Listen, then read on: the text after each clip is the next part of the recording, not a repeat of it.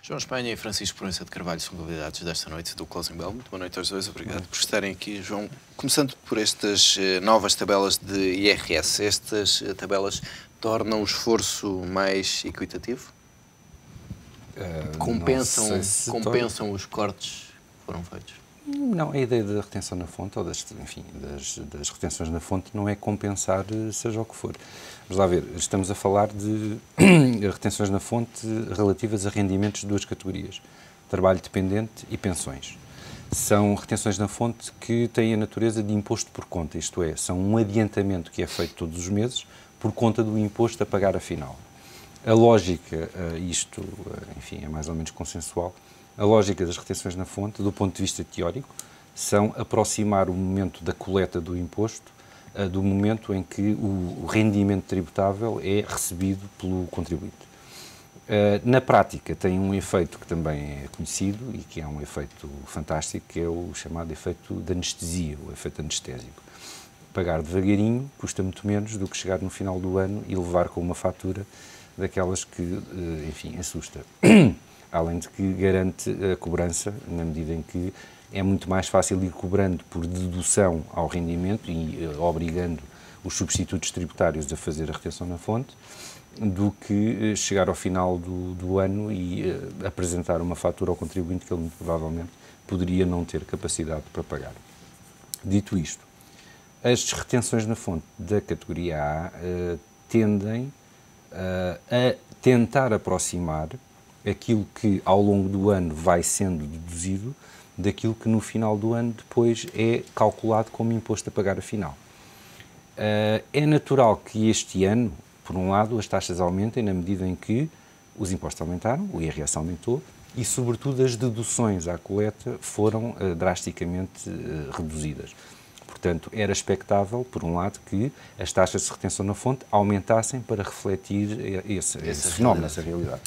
Por outro lado, também não surpreende, e aliás já tínhamos falado disso aqui, que a retenção na fonte tivesse que ser dividida entre aqueles que vão receber 14 salários e aqueles que vão receber 12 salários, porque senão íamos ter uma divergência que muito dificilmente depois poderia vir a ser acertada sem haver desvio ou para um lado ou para o outro, isto é, sem o Estado ter que devolver muito dinheiro com juros no final na altura em que se tem que fazer a liquidação de IRS, ou ao contrário, ter que haver uma, enfim, sobrecarga sobre o contribuinte nessa altura. Vale a pena recordar, todavia, eu não tive a oportunidade de examinar estas tabelas, mas há um dado curioso que, enfim, já com alguns anos convém recordar.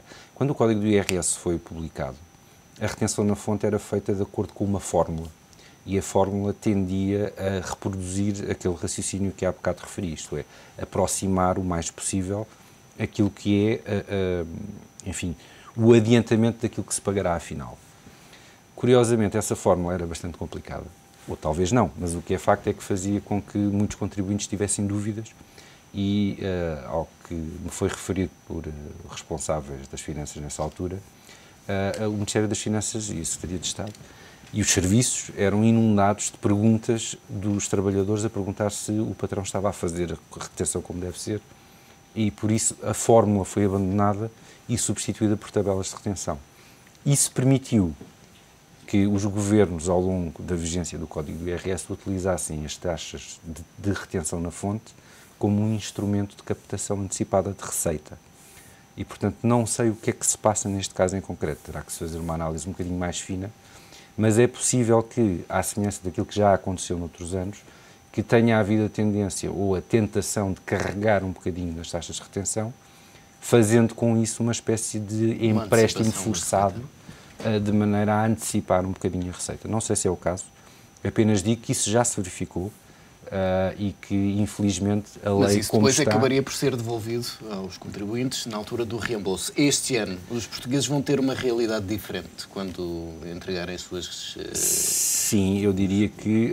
as suas declarações e relativamente ao que esperam receber. Sim, independentemente de ter ou não havido essa tentação, ou se ter ou não caído nessa tentação, eu diria que muita gente que está habituada a receber um cheque das finanças no final, ou em abril, ou maio, ou o que é, provavelmente este ano não vai receber. E, sobretudo, por causa da grande restrição ao nível das deduções à coleta. A base tributável por via disso, aumentou bastante e por isso o imposto a pagar vai ser mais, enfim, mais severo. Realidades de um Portugal em crise. Francisco, amanhã chega a Troika para a terceira avaliação a Portugal. O que é que deve estar no topo da agenda desta visita? Bom, o que tudo indica que estará é um acompanhamento, finalmente, das reformas que estão a ser feitas, por exemplo, na Justiça, e uma verificação de se nós efetivamente estamos a cumprir com essas reformas. Portanto, eu penso que isso é a agenda fundamental e seria a maior preocupação da Troika. Depois há outra questão, que é como é que se está a comportar a economia no meio de toda esta austeridade. Portanto, penso que estas são as duas vertentes que faz sentido e que tudo indica que farão parte da agenda. Depois... Esta questão do financiamento, como levantada aqui pelo António Saraiva, do lado do Governo deve-se pressionar, sobretudo nesse sentido, sensibilizar a Troika para tentar encontrar mecanismos para agilizar este financiamento? Nós hoje parece que temos alguma informação privilegiada, tendo em conta o que se passou a semana passada naquela situação sui generis, não é? Que eu também confesso que não gosto muito de reproduzir, porque não é um jornalismo que eu aprecio muito, mas a verdade é que, pronto, por interesse público nós todos tomamos conhecimento. Com o essencial daquela conversa. E pelo menos teve o lado bom de perceber que afinal o nosso governo não está assim tão cego e ausente da realidade portuguesa. E a realidade portuguesa, hoje, eu sinto, e acho que todos nós sentimos, que é substancialmente diferente daquilo que nós antigamente dizíamos. Bom, falámos em austeridade, mas ela efetivamente não se sentia. Dizíamos, a economia está a reagir. Não. Nós hoje, diariamente, ao nível das empresas, vimos que as empresas estão a atravessar, no geral, bastantes dificuldades porque não têm crédito e, por outro lado, as pessoas estão a consumir muito menos, também aqui em Portugal. Quer dizer, não há dinheiro na economia e isso nota-se. E, portanto, eu acho que começa a ser prioritário, para que não seja tarde demais, que o governo português, como se viu, colocou ao nível de um Estado, o Estado alemão, do Ministro das Finanças de um Estado, que é uma coisa que faz sentido, tudo nós sabemos, não é? Mas é, de certo modo, uma humilhação para aquilo que é a Europa, mais uma. E que coloque também isso na agenda da Troika, porque a Troika é que nos está a supervisionar o nosso programa de ajustamento. É por demais evidente que o nosso programa de ajustamento necessita de ser ajustado. Pelo menos precisamos de mais prazo. Isso hoje eu acho que é quase pacífico entre toda a gente. Nós podemos questionar se o Governo deve ou não cumprir aquilo que já está e aguardar para que alguém tenha uma luz e a seguir venha a ajustar. E eu acho que penso que a estratégia do Governo é essa, é cumprirmos o mais possível, sermos os bons alunos, mostrarmos que somos efetivamente diferentes da Grécia. E acho que hoje em dia, felizmente, é cada vez mais visível que somos diferentes da Grécia. Mas se não houver o bom senso de reajustarmos aquilo que é o nosso plano, provavelmente poderemos estar na mesma situação da Grécia daqui em termos de resultado. Não em termos do que estamos a fazer, porque nós somos efetivamente melhores alunos do que a Grécia, mas o resultado depois vai dar ao mesmo, porque estas medidas são medidas recessivas. Sim, mas não é possível de aguentar. Nós não podemos criar aqui uma situação tal de desemprego, de falências, de recessão, que depois, para invertermos e para cumprirmos os nossos objetivos, que exigem, por exemplo, ao nível da receita fiscal, são objetivos relevantes. Não basta aumentar os impostos, é preciso que a base desses impostos exista, é preciso que o dinheiro exista, é preciso que isso seja gerado pela economia de algum modo. Portanto, isto eu acho que é pacífico. Nós continuarmos assim, sem termos outra visão, sem termos outra ideia daquilo que devemos fazer de uma forma mais equilibrada, permita ao mesmo tempo à economia, pelo menos, não colapsar de um modo tão previsível como nós estamos a verificar. Portanto, se fizermos isso, e eu espero que esta visita da Troika sirva para isso mesmo. Mas, João, ainda é cedo para Portugal tentar mudar alguma coisa? Com um pouco mais de 8 meses, sensivelmente, desde que foi assinado este memorando, ainda temos de continuar, sobretudo, a cumprir? Eu diria que sim. Aliás, já referimos isso aqui e o Francisco acabou de dizer. Neste momento, o papel de Portugal é tentar demonstrar à sociedade e ao mundo que não é a Grécia e que não se comporta como a Grécia. E com isso ganhar os créditos necessários para, quando chegar à altura e se tornar, enfim, mais evidente do que já é que não vai ser possível cumprir com os objetivos consagrados, pelo menos na primeira versão do memorando, obter uma de duas coisas, ou mais dinheiro ou mais prazo, e provavelmente vamos tentar as duas. Eu diria que nesta altura, pelo menos... É tempo de continuar a dar provas de vontade. Sim, aliás, o que o senhor Ministro das Finanças alemão acabou por dar foi prova de que continuem a portar-se bem, que nós cá estaremos, quando chegar à altura, para vos dar mais 1 ou 2 valores na vossa nota. E, portanto, quer dizer, isto é uma questão, eu diria, quase de bom senso. Temos que nos comprometer, temos que mostrar que somos capazes. Há coisas que estamos a fazer muito bem em comparação com a Grécia, sendo certo também que em comparação com a Grécia não é difícil fazer melhor. Mas a verdade é que conseguimos fazer privatizações a tempo e horas, estamos a reformar a nossa legislação do trabalho, estamos a tentar reformar a justiça, há uma série de coisas que estão de facto a ser feitas e isso permitiria, mais tarde ou mais cedo, que nos pudéssemos sentar a uma mesa e dizer, bom, nós fizemos a nossa parte, há coisas que não conseguimos controlar, isso está fora do nosso alcance, portanto é a vossa hora de nos darem a mão e de nos puxarem. Só é lamentável. Enfim, o jornalismo de emboscada existe, não há nada a dizer. A quantidade de disparates que se disse a respeito dessa troca de amabilidades entre os dois ministros, penso que não passa disso, numa série de disparates. Foi exacerbada.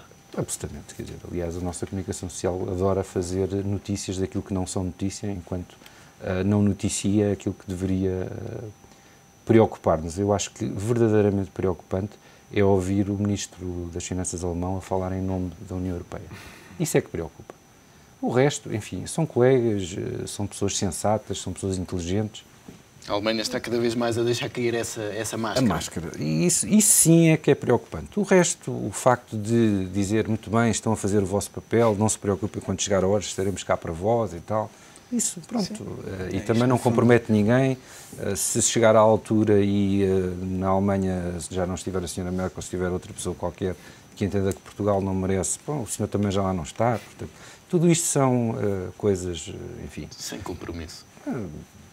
Com pouco compromisso, mas como digo, aquilo que verdadeiramente preocupa é ver o tupete do senhor que fala em nome da União Europeia quando ninguém lhe deu mandato para isso. Isso sim é que é preocupante e isso é que merece reflexão. Já sabíamos, não é? Não está a ver às claras. E o Ministro das Finanças também disse que olhar para Portugal só depois de estar resolvida a questão da Grécia, que continua a arrastar-se. Portugal, mal ou bem, continua aqui ligado à Grécia, sempre. Nós, a Europa, Portugal, fundamentalmente, os mais fracos estão ligados à Grécia e àquilo que vai acontecer à Grécia. Porque, verdade seja dita, por muito que nós queiramos que não, se a Grécia sai do euro, se a Grécia entra em colapso, depois nós já sabemos como é que tem sido todo o comportamento, o arrastão que tem sido para a Europa. E repare, isso é logo... Eu acho que é uma falência do projeto europeu. Eu sempre achei que era duvidoso, por exemplo, que os Estados Unidos tivessem deixado cair Lehman Brothers, tudo o que a seguir provocou, e acho que a Grécia não convém que seja Lehman Brothers da Europa, porque não sabemos o que vem a seguir, e por muito que tentemos dizer que a Grécia é um país que não tem tanta importância como se diz, a verdade é que está criado o precedente. A verdade é que está criado o precedente de uma Europa que não conseguiu sustentar a sua moeda. Portanto, nós temos que resolver isso rapidamente. E continuo a dizer, não houve até ao momento. Repara, as notícias já dizem, por agora, a Grécia evitou a bancarrota. Quer dizer, enquanto nós tivemos por agora quanto? Por um mês, por 2 meses, por 6 meses? Quer dizer, até quando é que vamos ficar nisto? Até quando é que nós, europeus, nós portugueses, vamos ter que ficar nesta indecisão, nesta incapacidade de tomar uma resolução que efetivamente resolva este problema? Porque a ação política tem que ter essa capacidade. Sempre teve capacidade para resolver coisas bastante piores. E foi resolvendo com líderes. Agora têm sido paliativos. Não sei, quer dizer, isto não tem sido um arrastar de uma situação. Quer dizer, nós a Europa puxa pelos gregos, os gregos puxam pela Europa, enfim, andamos até um domingo, até às tantas a saber se a Grécia vai aprovar ou não um pacote, depois sabemos que vai aprovar, a Europa depois desconfia, os gregos desconfiam, depois Portugal também desconfia. Não há aqui nenhum... Isto é de facto tudo bastante... Chega a ser ridículo se não fosse tão sério. E é isso que me faz uma impressão tremenda, olhar para os líderes europeus que temos neste momento e para a situação. Eu acho que hoje em dia é a mesma situação em que estão a fazer desta Europa. Já não é... Em tempos dizia, bom, nós temos as nossas próprias responsabilidades, os gregos têm... Claro que temos, mas isto já passou à história. Neste momento já há uma responsabilidade de quem quer mandar e quem tem o poder na Europa. Porque nós estamos à sua disposição, como está visto, por exemplo, pelo menos em Portugal estamos, nós não temos outra forma de agir neste momento. E as decisões... Não esquecer que, peço desculpa, que quer na Grécia, quer na Itália, neste momento temos comissários políticos a tomar conta dos países, não são políticos eleitos pelas populações. E mesmo assim a situação não se resolve. Portanto, nunca se resolve sem democracia. Não, a questão é que já se tornou... enfim, não diria uma banalidade, mas tornou-se completamente aceite. É uma realidade que aí está. Isto é, hoje em dia, a União Europeia, / a Alemanha, consegue colocar no poder quem quer, isso não resolve o problema e ninguém diz nada. Acha tudo ótimo. O que é preciso é que venha mais dinheiro rapidamente para pagar as dívidas, porque é isso que interessa. Pois. Mas, quando alguém está desesperado é assim, não é? Pois, o problema é que o desespero torna banais coisas que deviam ser absolutamente excepcionais. Mas aí há um momento em que a responsabilidade também passa a ser dos credores. Os credores têm que ter o bom senso. Isto é assim na vida prática do dia-a-dia e é seguramente na vida dos países e a vida da Europa. Que se querem receber o dinheiro tem que dar condições. Se queremos ter um projeto europeu ou se não queremos ter um projeto europeu. Se não quisermos ter um projeto europeu, não queremos. E veremos as consequências. E as decisões para já ficaram adiadas para a próxima segunda-feira. Francisco Proença de Carvalho, João Espanha, obrigado pela presença neste Closing Bell.